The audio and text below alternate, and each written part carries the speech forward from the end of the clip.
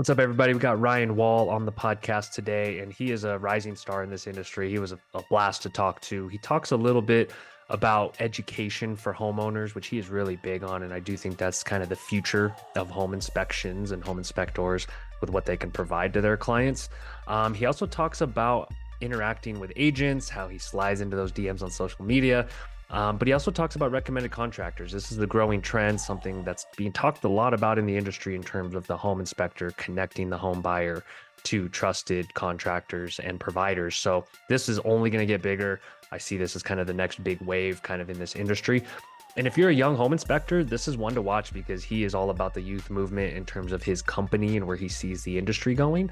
And he's all about getting young folks into the business of home inspecting because we are possibly facing a shortage in the future of home inspectors. So if you're young or thinking about it or in the trades, this will be a great episode for you to get in the mind of someone who's in the business and really making things happen. So enjoy the conversation with Ryan Wall. Thanks for being on the pod, brother. How you doing? Doing good. It is the weirdest time of the year, as always. It's there's weeks where it's like, oh no, this is the end, and then there's weeks for some reason, like this week, it was like we're scrambling to fit things into the schedule, which is great. It's just weird, right? It's a weird time of year to buy and sell, and depending on who you ask, like this is when agents are on vacation and other ones are taking advantage of the time. So it's crazy, but it's good. I had an inspection booked last night online through Spectora, which is the best. At like 9 o'clock at night, we were there 9 o'clock this morning, knocking it out. So it was awesome. Wow. Be able to fill in like that one last spot. What do you make of kind of the up and down roller coaster kind of market? What do you attribute it to? So I would say what we've seen, and again, just personal experience in this market, Tampa's a pretty booming market pretty consistently, just given it's a vacation destination kind of place. What we see is pretty consistently like our heavy hitting realtors are typically the more seasoned agents, and they will go really heavy through the spring, through the summer, a little bit into the fall. And then after that, it kind of tapers down and we start seeing a lot of the new agents come out of the woodwork, like first couple deals, naturally just like younger agents. Interesting. Trying to like grab that market share when some of the more seasoned agents are all on vacation. So yeah, it's interesting. We see a lot of cool trends and we try to track them best we can, but well, I'm sure we'll get into it a little bit with our story, but we are very intentional with going after capturing, engaging with younger agents and just seeing where those relationships go. So they fill in the gaps in the slow times for sure. And it's really nice. Yeah. And every time mortgage rates tick down closer to like 7, I'm like, yes, okay, we will see a surge. We'll see, Exactly. we'll see. Yeah. You start seeing the same Instagram post be shared, and it's just like, that's the one for the next week. I'm just going to see that on my reels all day long. Yeah. So let's get into that exactly because of the youth movement. There's not a ton of young folks in our industry. We can just say that up front. You guys have a little bit of a unique kind of story and culture. So if you wouldn't mind sharing kind of how you got into the business and then how you kind of see youth in the trades like home inspecting. Yeah, absolutely. So I grew up on a farm in Canada, in the middle of nowhere, right on top of Lake Erie, like 2 hours from Buffalo, 2 hours from Detroit. So kind of in the middle of nowhere. And that was, my family's been into agriculture their entire lives. So very much involved in just like working with my hands in any capacity. And as that business grew, got to like have the opportunity to do everything from like helping build barns to like outfit offices and that kind of thing. So I was like, okay, I like work with my hands. I like building structures, understanding building science. So when I went away to college, I actually went down to Virginia for college. I decided to minor in carpentry and project management, which was done at a local trade school. So 2 or 3 times a week, every night, we all get on a bus, like me and 3-4 other guys who like had a similar background, and they just like bus us 30 minutes down the road to Virginia Technical Institute, which is like this little trade school in the middle of nowhere. And did that for about, I think there was 2 years of night classes, and it counted towards my minor, which was awesome. But also got introduced to the world of like the real trade world. Because when we got there for those night classes, all of like the plumbers and the electricians were also rolling through because they just got off the job site and they were there to either, get their next certification or whatever it Oh, was. So yeah, there was a group of us who were there very specifically to learn like project management and stuff through the college. But we were like passing the real trade pros in the hall. And we were, college kids. And so we were, in our nice sweaters and polos and, khakis walking through the hall. And these guys had just rolled off job sites and they were like in it, like doing it for yeah. real. And so got to like make a bunch of really good relationships there. Got to be really close with the dean of the trade school. And because I was uh, you know, Canadian in college in the States for college, there was lots of just like times where I couldn't really go home between like Mm, semesters, kind of thing. right. So he would like have me over when the place was dead and be like, hey, we need to like, fix up this portion of the building, or there's like an old site trailer outside that we're trying to like fix up and sell. Do you want to just like help us? So I got to like work with a lot of the instructors, and just like learn a lot more than you could ever learn in the classroom, which is really, really cool. And I've been back a few times and got to go like hang out at the dean's like lake house and like go over for dinner with them and stuff. So he was a really cool guy and really got me fired up about like the trades, getting young people into the trades and realizing where the industry is headed and like how many people are retiring and where the opportunity is there. So that's kind of what really got me fired up to kind of be in the trades, understand the trades, work alongside them a lot more, and not take it all for granted. So that was like my original introduction into construction, residential construction, commercial, all of that kind of stuff. And then I got a really cool opportunity out of so back up one more step after college. The plan was to go back to Canada, back to the farm. Ended up, I met my wife my senior year of college. We got married right after, and she got an opportunity to come down and coach lacrosse in Clearwater because she had played Division 1 in college, which was really Oh, cool. wow. Yeah, so she had an opportunity to come down to coach for like a private high school. And it was an awesome opportunity, but it didn't make sense as a like standalone full-time job. It was like, hey, this is a supplemental gig if you guys are already going to be in the area. So we just made the decision to come on down. It was like, well, what do I have to lose? I did a brief stint in foundation concrete pours up in Canada, just to earn some money after college. So I was like, well, I can do this in Canada. I can just come down and do it in Florida. And I learned really quickly I did not want to be in the trades in Florida in the middle of August. I got into mold remediation right when I got down here, actually. It was a lot of fun. Again, got to work with like a lot of really cool people who really knew what they were doing in a very like needed industry. Like all the moisture and humidity down here just leads to intense mold problems. But when you're hanging sheetrock in like 95-degree, weather with 100% humidity, given you are in a mansion on Clearwater Beach, but like the AC isn't on, so you're not enjoying it. I was like, all right, I can't do this forever. Maybe I'm a little too soft for this. So I did that for a year. And again, just enjoyed it so much. Ended up actually moving into like some custom cabinetry making and got to work as an apprentice with like when you think of an old school carpenter, like a true tradesman, like we were building custom cabinetry in a warehouse. I got to learn so much from him. Got to see some really cool houses, learn how to like interact with high end clients. Mm, You weren't throwing Home Depot contractor grade cabinets in a 200 $1,000 house. You're building custom cabinetry for $1 million to $5 million home, right. and you really learn about like, hey, how do you work with this level of clientele? You end up working with like a different class of trades almost, where it's like, hey, these people specialize in this sector of housing and clientele.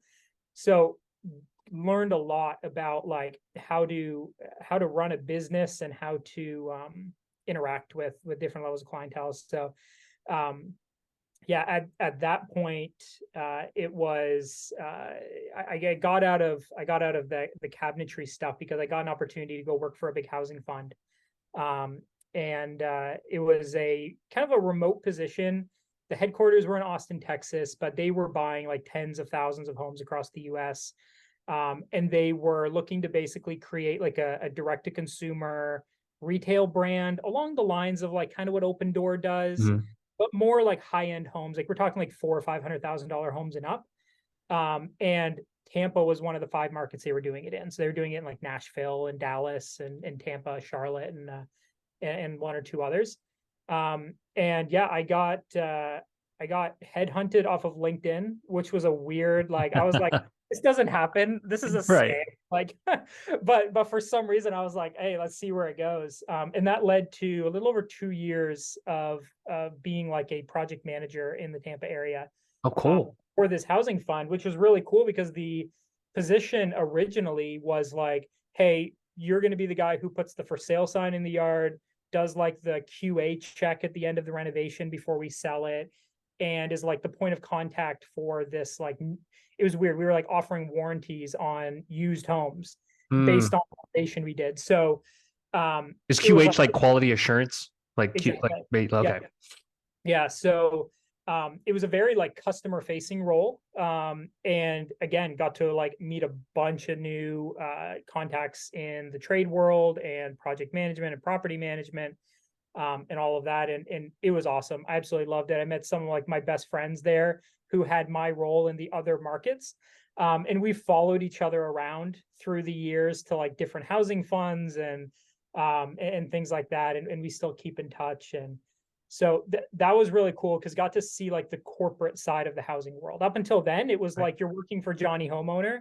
And like even maybe if it was like rich Johnny Homeowner, like it was still a homeowner and it was, Yeah. you know, one person. But got to see like the corporate side of iBuyers and housing funds and all of that. So that was really cool, and that's kind of what sparked, I think, the like entrepreneurship part of my mind is like there's something bigger here than just these individual jobs. There's a whole market here and a world to explore, and so really enjoyed getting into that. Um, and that was also kind of my first introduction into home inspections because we would hire a local home inspector to come and do basically pre-listing inspections on all these properties that we were flipping. So part of my job again was like not only to meet the inspector out there and like listen to what he had to say, but also review the reports, help our dispositions team. So like we had local agents here who were actually listing these properties, Mhm. got to kind of help them like match up, hey, you should say this in the listing description, you shouldn't say this based on the results of the inspection report. So that was kind of cool. Got to see, you know, what the home inspection world looked like. And I was like, I want to do this in some capacity. I want to like help people. Like it's a, you know, a seemingly like quick part of the transaction. So it seems like something that could scale. But at the same time is like it's still pretty personal and you get to make a lot of good relationships. The part I didn't like was the software that inspector was using was just rough. And it just felt like, you know, I even and I will never drop names of other companies or anything, but like even those reports built by certain softwares that I see today are like there's just been no improvement. And I like as a home inspector, I find it hard to understand what's being called out as a defect and what's just like an informational comment. And so I was like, if I'm confused as at the time, you know, I was like 26, 27 years old. I was like, but I'm like a construction manager, right? I was like in the world of project management and renovations. So I was like, if I don't understand this, like how is a homeowner going to understand it? How is an agent going to understand it? So I was like, okay, like I really like this, but I just hated the report side of it. Right. And then the last kind of piece of the puzzle before I opened this company was my wife and I got an opportunity to move to Austin, Texas to go work for a home insurance company. So I had met a gentleman through some mutual connections who had basically created a subscription-based homeowner maintenance service out of San Francisco Mhm. primarily. And they were servicing, again, really high-end clients, a couple $100 a month, but they would be there to change AC filters and, Mhm. flush condensate lines and check for leaks and all that stuff. And they were in the process of getting purchased by a pretty well-known home insurance company that was based in Austin. And I joined them during that transition. The idea was the homeowner insurance company wanted a division that could help reduce loss ratio. Right. So if you can educate a homeowner on how to like change your AC filter, the chances of them calling with a claim saying their AC overworked and busted and leaked Goes down. significantly less, right? So again, like eyes wide open to holy cow, like changing an AC filter, yeah, is great advice. And I've told somebody that 100 times. But when you scale that and apply it to like what it means to a home insurance company, like Huge. we're talking millions of dollars in loss ratio. And so it's like, wow, there's something here. And the folks that I worked with there just opened my eyes to like, you don't even have to be in the construction world to like see the opportunity that lies within like home maintenance, homeowner education, all of that kind of stuff. So I was there for a bit. Unfortunately, the month we had moved to Austin was March of 2020, I believe. So like the month the world shut down. Yes. So we had Oh. relocated from Tampa. Thankfully, we kept our home here in Tampa and got the but we had relocated there and like we're renting a house. I went into the office for one day, got my laptop, and they said, "All right, sit on the couch. In a couple weeks, we'll be back." 9 months later, I'm still sitting on the couch, like some days literally with nothing to do. And so I was like, all right, I have a feeling we're going back to Tampa. Now's the time to like invest in what's next. So Yeah. I did my home inspector training through Internachi. Yeah. Everything was virtual at the time, so I didn't have any option. So there was I just 2-3 months of just like grinding it out daily, just going through the course. Thankfully, because of my background, I was like, a lot of this is common sense. I was learning a ton, but I was able to get through it probably a little quicker than somebody who didn't have a lot of that experience prior. And then yeah, officially started the company that November. We ended up moving back to Tampa. Went and worked for another housing fund that was a lot more like remote friendly, so I could like work during the day and still do an inspection in the evening. And yeah, we did our first paid inspection January 1st of 2021, or Okay. January 5th of 2021. It was a roof certification for a gentleman like 2 hours north of me. I guarantee you I gave him the wrong advice when I went out and looked at his roof, but he How'd you needed get it. the job? How Um, did I believe it was straight from Google because there was okay. no connection there. I was really intentional about setting up like our website, our Google My Sure. Business page ahead of time before I ever said I'm in business. Smart.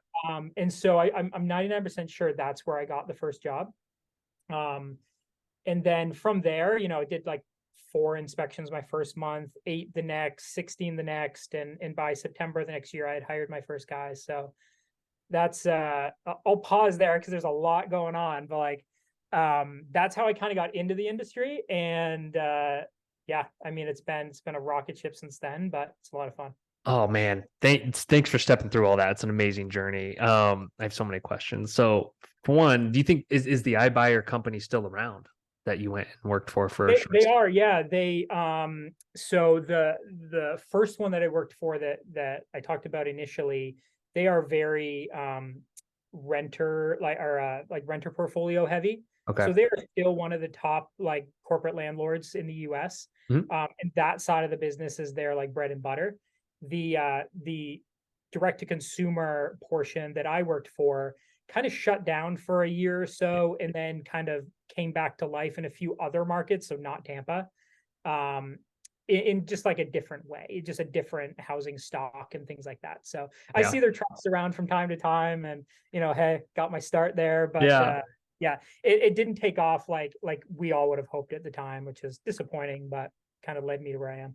In Zillow getting out of the game and kind of the open door, Yep. not becoming maybe what we thought it would. Like the interest rate music had to stop at some point in terms of higher rates, and so it's like I was just curious of what you thought the future of iBuyers is going to look like, if at all. If there is a big future.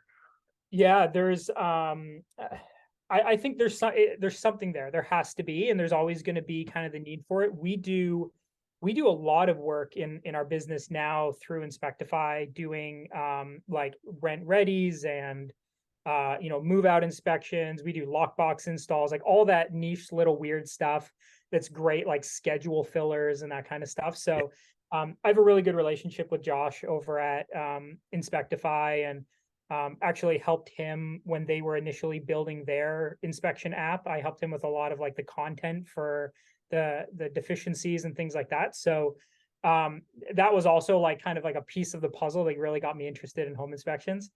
And so yeah, we see a ton of iBuyer like movement through Inspectify just based on their model and who they're representing as their clients and things like that. So yeah, we see a lot of that stuff, draw inspections, all that kind of stuff. Sure. I want to go back to when you mentioned the reporting, and not for Yeah. self-interested reasons, not to toot Spectora's horn at all, but to more have the conversation around the inspector typically deals in the template. They write the report. They're usually not consuming a home inspection report, right? So naturally, our industry has never been very good at thinking about the realtor and the home buyer's experience, Yeah. like classic user experience, right? We're a tech company, so obviously we nerd out about this stuff. But like, give me your kind of like, is it the youth? Is it your unique experiences that led you to think about, hey, how does the home buyer consume my work and report, and why that's important? Because I don't think our inspectors think about that a ton as a whole, as a group. Yeah. Yeah, no, very true. And like, as I'm sure you see too, even on like the Spectora Facebook page, right? Like the questions that get asked about like, how do you configure things within the report? I always find it very interesting. It's like, hey, that little setting like actually means a lot depending on your business model and how you want to present your report. And so when you see people like discovering this, you're like, okay, that guy probably just viewed his own report, right? And is like, oh no, I just thought that, and I've done it 1,000 times. But yeah, a lot of that comes from again, one of these like these big housing funds I was working for. A big part of my job was cost analysis when they were buying portfolios. So I was reviewing like thousands of home inspection reports. So I saw every software out there, Right. and we weren't going through them in detail, but like at least skimming them, right? So yeah, I saw just a lot of text, and I was like, ugh, like this is rough, right? Just text everywhere, photos like on the bottom page that were like see reference 3.2.7, and it was like, oh no, I gotta like go back up to read about it, back down to see the issues. So there were aspects of that were just like, oh, this is frustrating, I don't like that. But overall, I would say my youth has something to do with it. I spend a lot of time like understanding, or at least trying to understand, like how these programs work and like how to customize software. And I love something that's very customizable, and being able to say like, I don't like how that looks, and maybe that's just a preference, but like if I have the opportunity, I want to make it look the way I want it to look. And so a lot of that was in that couple month runway I had between when we formed the company in like late September of 2020 to like that first inspection in January of 2021. The amount of times I went through every single setting in Spectora, and I was like, what does this do? What does that do? What does this do? And just like seeing that output. And I'll say like one of the things I find the most joy in even today, 3 years later, is customizing our templates. Like I love it. And every time I'm on a job, I'm like, I don't like either the efficiency that I just experienced using my own template, or like I review them all before I send them out. And I'm like, I don't like how that came out. I feel like the customer would have to click in a place that was like unnatural to find something that I think is actually really important. So I keep like a running list on my notes app of just like Spectora like tweaks. And we're just like constantly in there. Our team gets together at least once a month and talks about, hey, what's one thing that we felt like we did a disservice based on our template or our settings or actions or like our emails, anything that could be better. And then I sit down for a day and just like go through everything again. Well, for one, I'm going to connect you to our product team, because it sounds like you might have some gems for us. So it's like we can just get that out of the way I right love now. it. I'm all over Canny. I'm all over You're like tapped the in. bubble with little like nuggets of like, hey, like I know this is already planned, but like I see this. So yeah, I love it. do you actively position and market the report experience to agents and clients? Because let me give you context. I believe a small percentage of our user base actually uses it for marketing ammunition. And like the ones that do, I have heard pretty insane results in their market. They're like, oh yeah, a couple of the guys use Spectora, but they don't talk about A, B, C, D, E, F, G. I do, and I'm winning. Yeah, so I would say not as much as I should or I want, especially with some of the tools like the repair builder, like Mhm. the request builder. I've actually done it on behalf of an agent before, like a new agent who was like, I really don't know how to like write up some of these things on my addendum. So I like just went in and like created it and emailed it over to them. I'm like, copy and paste what I wrote into your official addendum, but like this is a really cool tool. And that agent will still use that tool today, which is great. But we don't use it to market probably as much as we should. I will say a piece of Spectora that we do market more than anything else that our agents love is the recommended contractors. And our Mhm. contractors love them too. I was actually just like Yeah. Instagram DMing our preferred handyman last night, who's like a total rock star. And like I was like scrolling and I was like, I swear I've inspected that house before. And I messaged him and I'm like, is this so and so address? He's like, yeah, man, your client reached out. It's like the 10th one this month where like they just say, hey, you were on my home inspection report. And like that's all the contractor knows about the experience, but it's work in their pockets. So they really, they love it. They don't care how it happens. They're just like, great, my name's out there. And then you find out later, it's like, oh yeah, these agents like look forward to the bottom of the report, almost like, hey, I hope there's a category issue on this report that I haven't had because I know Ryan's going to have a contractor who I don't know on here that I can add to my list. So That's great. yeah, so that the improvements with the recommended contractors that Josh has been making with you guys has been like absolutely awesome. And I know there's still a laundry list there that's either like in progress or like on the roadmap. But it's been awesome to be able to like actually say, hey, there's going to be a list of people at the bottom of your report. And every one of them, I've either had work on my own house or I've worked alongside of. And so they're not just people who are paying to be there, which is, the fear in the industry today is that somebody just paid to be on my list. So Sure. Let's riff on that for a second because that was built, this is a couple years in the making, maybe 5 or 6, because my background worked at Home Advisor before, understood kind of the lead gen world and yeah, and then being a realtor and then being with Spectora, just learning that the home buyer often asks more of the home inspector, sometimes the realtor. yeah, And we're at a point in time, I believe, where the door's wide open for companies and home inspectors to add more value and connect the dots more to help homeowners. And I think it's such a value add, which is why we built it. But I do believe we're in the early innings of kind of a sea change because especially if the buyer's agent kind of if that role changes a little with the NAR suit and who knows what'll come from that.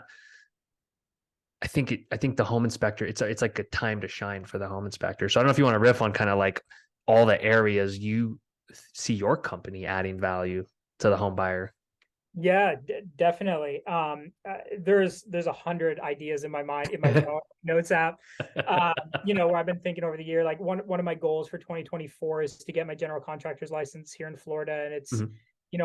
one just for me personally, it's a goal, it's a professional goal, and it's like, okay, how can I use this, to help my business as well.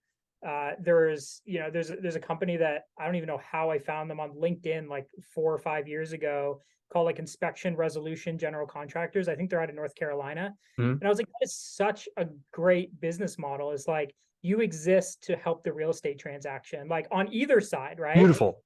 And there's certainly like the conflict of interest conversation about like working on homes that you've inspected, but there's such a big opportunity to like when agents aren't working with us as the buyer's agents, they're selling homes. Right. And when they get an inspection report back and they're like, I've got to make this repair, my seller has to make this repair, like who do they call? And a lot of times like they call us being like, do you know who I can call?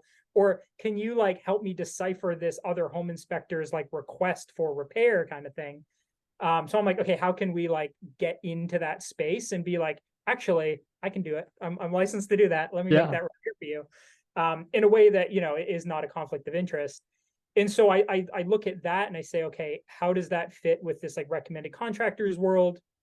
Is that something where it's like, I could be involved in like other Spectora users recommended contractor list and, even on our own in some capacity.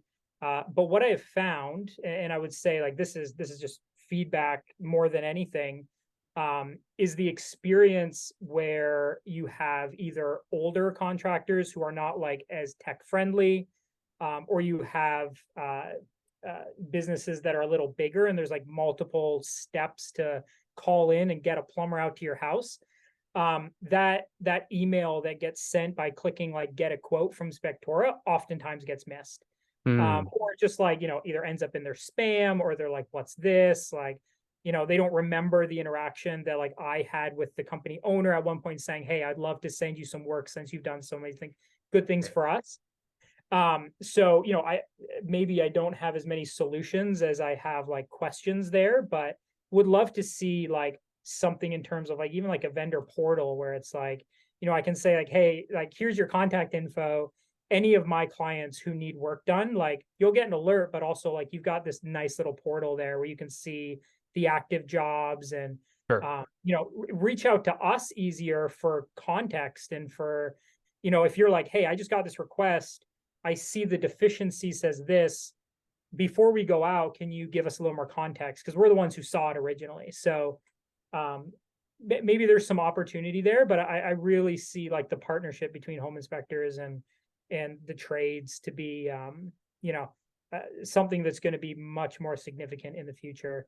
Because it's always nice for us too to know that our recommended contractors are going out, because they're much less likely to throw us under the bus with a little comment about like, how did your home inspector miss this and that, right? Yeah, We the age old comment, it's been happening for Yeah, 50 years of when there's yeah, no relationship, they all want to exactly. blame someone. And it's We the phrase we all hate the most. we had we had a big home that we did recently, and after the home closed, the homeowner was getting some HVAC work done, and nothing to address any problems. It was like, hey, I want to add X, Y, and Z to this Sure. house. And the HVAC contractor came back with the hey, I saw an issue with your foundation. How did your home inspector miss this? And by the time it makes its way through the buyer, the listing agent, the buyer's agent, all the way back to us, and it was like, you should probably get a foundation guy to look at that first and foremost. But anyway, it's like it's just that age old, like you got to have those partnerships, and you got to trust the people who are out there to not only do a really good job, but to like know their lane, to stay in their lane. And, that's Yeah. what we try to do, and refer who's needed for different types of issues. So, Do you believe that word of mouth kind of recommendation and handoff is the most powerful, kind of has the most staying power for oh, contractors? 100%. Yeah. Yeah.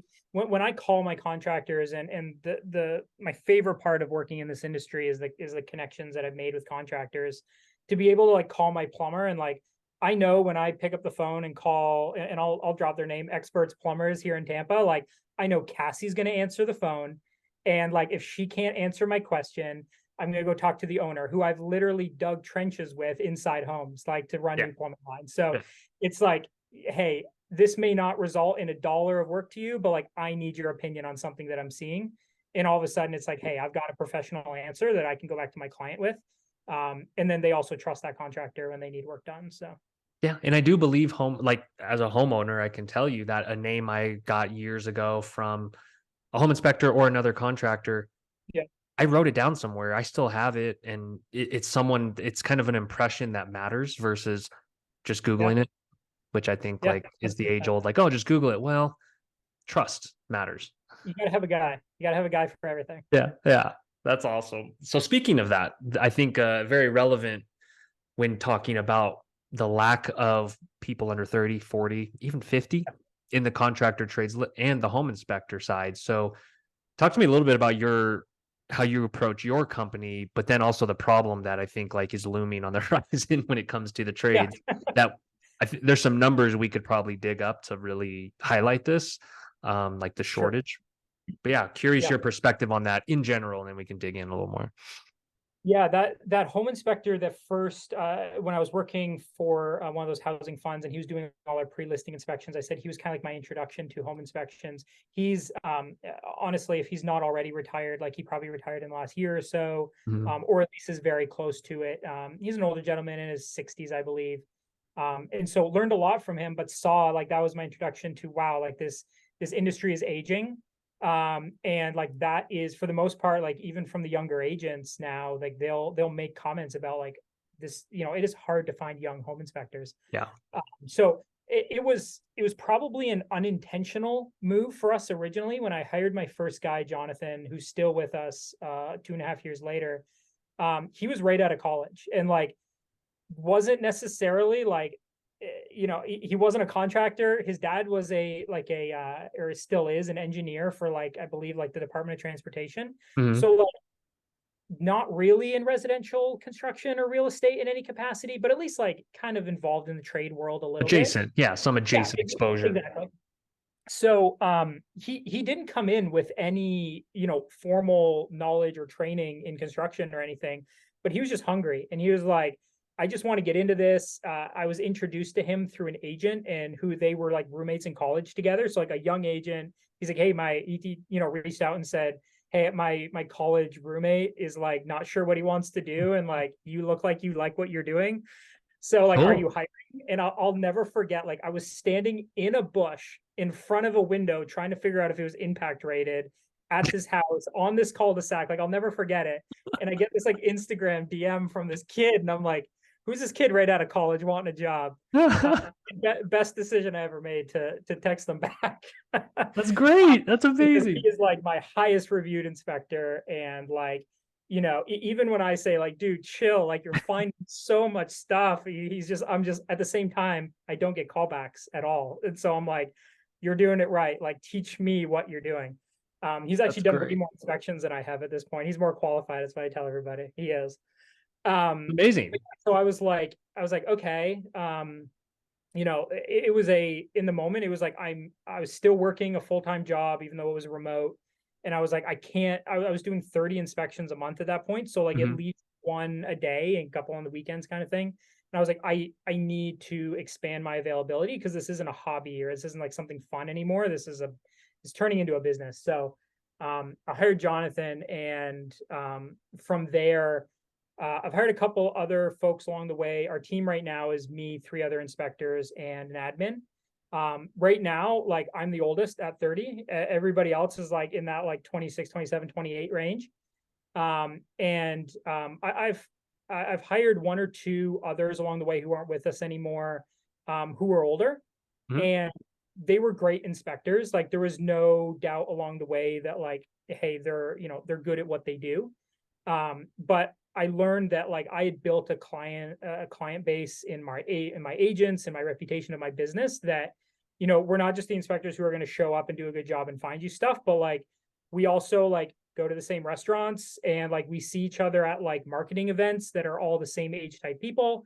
Right. uh, and so like they get to know you and they have like expectation of like who's going to show up to my job. It's going to be somebody I can relate to and is like Right. in my age range and like can explain things to my buyers who are also young. And I found that to be like really, really important. So yeah, it started off unintentional, and at this point is very intentional about who we hire and their personality types and how well they interact, just us as a team, but also with the clientele we're going after. So yeah, it's tricky sometimes, but it's been one of the best things for us.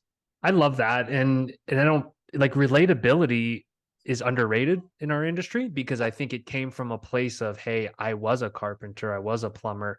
I'm going to Yeah, teach you the technical things about your home. That's still true, right? I think home yeah, buyers still want to learn a thing or two, but the home buying experience is very personable. It's very, very human centric. Like very agents, emotional. Yeah, yeah, very emotional. So agents kind of hang their hat on that relationship. And so I think an inspection company to walk that out, it's no surprise you guys have had great results. So there's being yeah. intentional about that relatability. I love that. A lot of it is a lot of it's social media too. It's like and I actually just had I was on the Internachi webinar series on Tuesday, Mhm. uh, talking about relating to like that next generation of agents and their buyers, and like what we need to be doing as home inspectors to relate. And so much of it is just like meeting your client or your ideal client where they're at. And a lot of times like that can mean some really deep stuff, and it can mean like, get on Instagram. Like, what are you doing if you're not? Like, there is so much business done in the DMs of our Instagram that it's mind blowing. And the aside from like, I always say like one of the best hires I've made, like I love my inspectors, but like one of the best hires for myself and our business that I made was having like a dedicated admin who was proficient in marketing and social media. And she came from working with like some MLB teams in college, and like really got like what's needed to like interact online. And to this day, like every time we work with a new agent, they're like, yeah, I know, I see your stuff get reposted on Instagram. Like it's like a no big deal at this point, but it's like interesting. Like that's how you got introduced to us, is you saw a mortgage lender or another agent like repost us. Cool. All right. Amazing. We'll take Yeah. it. So, How did yeah. you find this gem of a hire? Like this sounds like an amazing hire. Again, she went to college with John, my first Word of inspector. So mouth. like Undefeated. exactly. We put up the listing, and like within an hour, John calls me, is like, I got like a mutual friend who like was a bartender at a bar I went to, and like she knows this guy and you know them, and she's looking for a job, and I'm like, perfect, let's do it. So Amazing. yeah. Amazing. You got to slide into those DMs. I think that's where business You is done, right? absolutely do. You absolutely do. Yeah, absolutely. Love it, love it. So let's get into some of these other, questions that Yeah. I used to ask, but you held me to it, so I appreciate you actually having them. So like, I want to start with the wish list item. I have a feeling it has to do with customizability. I was going to ask you Yes. earlier about should Spectora allow customization of the web-based report in some way, Yeah. but what's some wish list items? Because I know you got your notes out, possibly even open there. It definitely do. Yes, very much about customization. I love how like to kind of like start the conversation. Like I dove deep into every major inspection software before I started. I didn't start with anything else. Like when I signed up for Spectora, it was Spectora. The first technical inspection we have was a mock inspection on our rental house in Austin, Texas. Like it's still there, and I published it, so I can't delete it. So I'm like trying to exclude it from metrics all the time. But We can help you with that. We can help you with that. perfect. So it's there, which is, and that's how we started. And I was like, hey, I like the look of this, and I like how customizable it is. The Spectora Advanced was like not even a question. I think we signed up for it like within the first 6 months. Just being able to automate emails and use all those extra customizations is incredible. So it's anytime I like have like a feature request or I write a note down, I'm like, there's probably a handful of other people who have thought of this as well, but like I bet the masses aren't thinking of this kind of stuff because we're like so deep into the into Yeah. the requests and the customizable features at this point. But I would say as I kind of look forward into what we want to do in the coming years, I think a lot about, okay, what if I want to stretch into a related industry like pest control, or we're getting into commercial stuff, and so what does it look like to be consultants, or have have a handyman business, or like do these things that parallel are the core of what we do. Sure. And one of the blockers there, and again, this would never block me moving forward, but one of those things where I'm like, I wish I could do this because it'd make it a little bit easier, is just the ability to customize some of the language in the software. For example, and it may be on Canny as like in progress already, but like the term like inspection details, that's like the default button, being able to like change what that says, like direct links to invoices, and the payment screen versus just dumping people into the portal. And I'm pretty sure some of that is definitely planned. So like that's the exciting stuff that I look at. But yeah, thinking about like, how can Spectora be customized so that if I wanted to, I could use this platform for something completely uninspection related. Yeah. And be able to say like, I'm going to run my pest company through Spectora, or I'm going to run my handyman company through Spectora. And the client would have no idea other than a great user experience that like, this is an inspection software. Right. So, that's one that's always top of mind. And then I would say the other big, the other big top of mind one I have is a much more mobile friendly, like admin product. My admin does, I'd say a good 50% of our scheduling on her phone. And like the nature of the business is that like, I want her out, like meeting agents and like doing photo shoots at listings, like, to promote the listing, also to like get us content. And like, so she's out doing stuff. And when that call comes in, it's like opening the browser, logging in, like switching back and forth between Mm, calendar and she's got her personal phone, she's got the calendar up, and then she's got like the work phone and right. like the scheduling. And one of the things that I was always like, man, this would be a total home run, is if like our admin could log into the Spectora app and just the interface looked different, or even just like the same with just like different options, schedule an inspection, here's your calendar, you don't have to log in every time because the browser keeps kicking you out, like stuff like that. That would be huge. I know like on the weekends, or when like Katie takes some time off and I become the admin for a couple days, I'm just like, my wife makes fun of me all the time. Like I'm running around with my head cut off. Like I'm on the phone, like on speakerphone, driving the car, trying to schedule inspections. And it's just like, this is a little Yep. clunky, but at the end of the day, like that is, in the grand scheme of things, it's minor, but when you really start perfecting your systems and processes, that's one of the things that are like, this would be a huge time saver and just like really feel good for, quality of life, quality of work, all that kind of thing. Love it. Again, we're going to connect you with the product team. You've thought about so much of this stuff, and I appreciate it. Yeah. And Canny, we've got it dialed in to where like people think, like in the past, we used to have systems where it was a little tougher to track everything down and attribute it, but like we've got Candy dialed into where everyone's feedback and votes matter a ton, and they're looked at and it's Yeah. processed and handled and it goes places. So Yeah. just a PSA on that, and appreciate you using Absolutely. I'm in there. I was just in there before here, just making sure I wasn't going to say like, I really want this, and then to find out that it's like planned or something, or like in progress. Because it. I'd hate to say that, but like I am in Canny all the time. All the rabbit holes out of like the Facebook groups where you're just like, I'm pretty sure there's a candy for that, and you go look at it and tag it, and yeah. So no, an incredible product for sure, to just to like be really transparent with like where things are at, and yeah, it's really really neat. Right on, right on. Well, we'll hit a few more of these quick hitter questions. Then I want to ask you about some of your future vision for some of these maybe adjacent businesses too, because that's super interesting to me. Is kind of inspectors really growing Yeah. their empire through handyman, pest, commercial. You said you had answers to some of these though. So favorite tool or toy? Yeah, I would say favorite tools are Crawlbot. So we have the SuperDroid Crawlbot. Okay. I will say I've learned to use it selectively because it is a great tool, but it doesn't replace human eyes.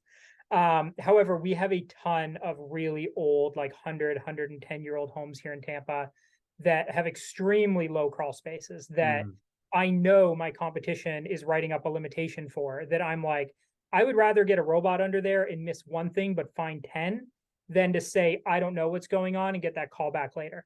yeah. So that's been incredible having that tool. And it's one of those things, I talked about it in the Internachi webinar as well. It's like, it looks cool. People like it. Like Sexy agents, toy. I know we'll have we have agents who book, and like in the notes, the request notes, be like, please bring your little robot because I think it's too small. It's like, yes, we will bring the Working. little It's robot. Yeah. working. Yeah. And they love it. Our highest played TikTok, and I'm not on TikTok. That's Katie in our marketing world. So if I use a phrase like our highest played, and that makes no sense in that context, but our highest viewed, played, whatever TikTok is, that when you'll see those videos of like the cats around the corner, and you look away and look back and they're closer, you Yeah. look away and Yeah. look back and they're closer.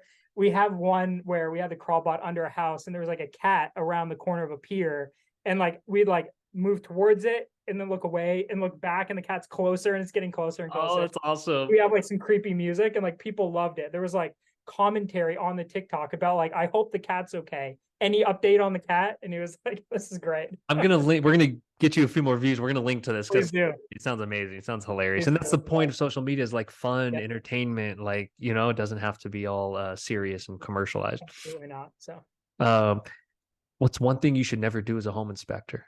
Ooh, so I've learned there is a way to do this, and I am hell bent on figuring out what it is. But I would say like instinctually, never give pricing estimates without either being informed, talking to the person who's likely to do the work, or like having some sort of really good disclaimer. Because there are lots of, given my background, I know what like labor costs and material costs for the most part. So I can say like, there is a company out there who will do this for $1,000. I guarantee it because I've seen it been done. Mm. And then they go and get an estimate and it's $8,000. Nobody's happy. And it just Yeah, like, it yeah, burns bridges. It makes you look bad, makes the agent look bad. So we always say like, hey, if you really, really, really need an opinion, like I'm happy to give you a ballpark, but please go and find somebody to give you a real quote because like, I don't want to do you a disservice. yeah. And I have the amount of times I've toggled on and off the price estimate feature in Spectora, being like, now's the day. I'm going to do it today. I'm gonna do this, and I'm gonna have a good disclaimer. And like, you check with your insurance, and they're like, yeah, that's fine. Like, doesn't matter. You can include that. There's no issue there. And then I'm like, I'm scared. I'd turn Too that scary. Too scary. Yep. off. Yep. Yep. So there's a way, and I think it's related to some of this stuff I want to do running parallel. But right now, that's a hard line for us. We're like, stay away from it. We don't want to build a relationship with an agent just to have it like dashed by an upset Right. homeowner who we gave bad advice to. Might be one of the least used features of all time in Spectora is the Sure. price estimator slider. Yeah. And maybe that's a contractor feature. Who knows? Maybe in Yeah. the future we build it for them. I was going to say, however, incredible feature if you're providing a service non-inspection related. Exactly. I can see how I'm going to use it there. Yeah. Yeah. Yeah. All right. Well, we'll end with a piece of advice for new inspectors since it's not too in the distant future for you. Yeah. I would say two things that have worked really well for us. Go after the segments of the market that it is hard to find other people to service. So for us down here, there's a lot of mobile homes, a lot of retirement parks, things like that. You have to have, especially when you're on FHA or VA loans, you have to have like engineer tie down reports. You have to do 203K. Yeah, you have like your 203K consultant side of things. Mm-hmm. There's so much niche little stuff that like, I think a lot of home inspectors and myself early on, I was like, I think I can do all of that. And then you go and charge somebody for it and find out you can't do it. And not only are you giving money back, but now you've delayed them. Yeah. So we, through a number of different ways, we've been able to like get our foot in like every one of those doors. Anytime I've ever had to tell somebody over the phone, sorry, we don't do that. The second I hang up the phone, I'm like, how can we do that? How can we do that? Yeah. And so I would say like, understand those areas where like the other home inspectors who are just doing home inspections and insurance inspections, everything they're not doing is what you should be doing, because when you're a one-stop shop, you're going to get calls. So I would say that's like my number one. And then the second is just, go after, and again, probably not the right terminology, but go after the young agents, the young and new agents. And lots of times that's synonymous, like young agent, they're just getting into the industry, not all the time. But find those agents that you can relate to on a personal level. Like, hey, we're the same age. We immediately have something of a connection here. But also we intentionally spend time connecting and searching out and connecting with agents who haven't done a deal yet, or have done one deal or two deals, because they are very open to new relationships. So it is so much easier to, grab a coffee with an agent who has done one deal. It's tricky to do that with an agent who's been in the industry for 10 years. They're like, okay, I guess I'll get a coffee with you, but like, I have my guy. Like, and unless you do something to impress me, like my guy's my guy. And so just being able to say like, hey, we may never do a deal together, or your first deal may be in 9 months from now, but like, we're here when you need us, and we're going to like be in your corner on social media, and we're going to like be available when you're doing those first 100 showings that lead to no offers. And you're like, I'm sick of showing my first time home buyer these homes, like every time it's falling through, what's happening? And I'm like, have you ever thought about pulling permits before you go to your showings to see how old some of these systems are? Mm. And there's a bunch of agents who they'll text us, a list of 5 addresses on Friday night and say, I'm going to go look at these homes with my buyer tomorrow. Can you just skim the permits and see if there's anything that like you find concerning? And all of a sudden it like, now that list narrows a little bit for them, and they know how to better like guide their client into a smoother transaction. So yeah, just being available and then getting relationships with those younger, newer agents. I mean, that's a beautiful service. Do you charge for that, or that's just a value add? Yeah. I have thought a lot about charging for it. And we're on the early steps of like thinking about how do you monetize that. Sure. And I found that like that service as itself at its core isn't so much a service as it is a relationship. And if I was in their shoes, I would probably stop asking if I got an invoice every month Fair. for that Fair. service. So there's probably a way, and there's probably a way it's done successfully. But I find that is the 10 minutes of my time that it takes equals business in the long run, and that's what I care about. So Love it. Playing the long game, baby. yep, absolutely. Brian, it's easy to say when you're in kind of 3 years into the long game. Up front, it's not easy. It's like, I want the job now. So yeah, it hurts. Yeah. Early on, you're just like, I just need money. yeah, I just need to get some business. Brian, this was awesome, dude. I could talk to you all day. I have a feeling we're going to do a part 2 in the near future on some of these topics that I think we could spend an hour on a few of the topics we got into, but appreciate the time, brother. I'll link to all your information where people can get a hold of you in the description, and appreciate the time, man. This was awesome. Awesome. Thanks, Kevin. It was great meeting you I say in person via Zoom, but yeah, it was awesome. Check it off the bucket list. All right. Appreciate you.